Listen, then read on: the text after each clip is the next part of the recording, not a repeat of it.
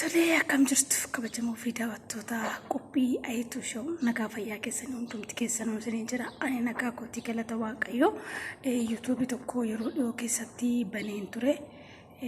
YouTube sun immoo akka carraa ta'e email isaa waan hin beeknee fi nama naabane waan ta'eef nannabe waan ta'eef kan biraa deebisee banuuf dirqame jechuudha. Kanaafuu YouTube kiyyaa naaf jajjabeessaa subscribe share like gochuudhaan na cinaa dhaabbadhaa. Warri maatii kan koomuu ta'uu barbaadanii anillee maatii isiniif hin ta'a isiniin jedha. Koomentii keessan na beeksisaan isiniin jedha. Koomentii naaf kennaati anis mana keessan nan dhufa. Rakkoon tokko yoo jiru wal jajjabeessinaa wal guddifnaan isiniin jedha.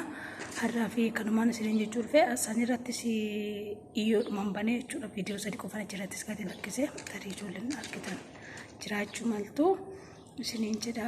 Guyyaa gaarii isiniif haa ta'u, oolmaa gaarii isiniif haa ta'u isiniin jedha.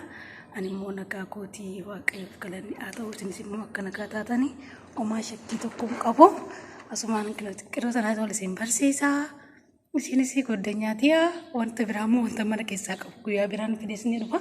Asis daawwattoota kiyyaa wal bari asumaan isin jira. Kinoo isin tana fakkaatti maqaan isiitis asumaan isin barsiisuudhaa ta'e yoodaa jiru. Wantoota biraa guyyaa biraan qabadhee isinii dhufa.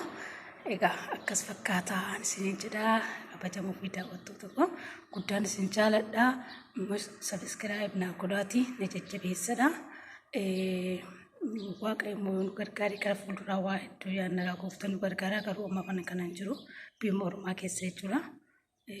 Isiniin jedha har'aaf kanuma isiniif qabadhee dhufe guyyaa biraa qophii biraatiin akka walitti deebinutti turtii gaarii oolmaa gaariin isiniin jedha. Guddaan isin kabajaa iddoo olaanaan isiniif qaba. Yaada qabdanis koomentii jalatti naa kennaadha. Wal guddifnaa wal jajjabeessinaan isiniin jedha. Har'aaf asumaan bye bye isin jenna guyyaa gaarii.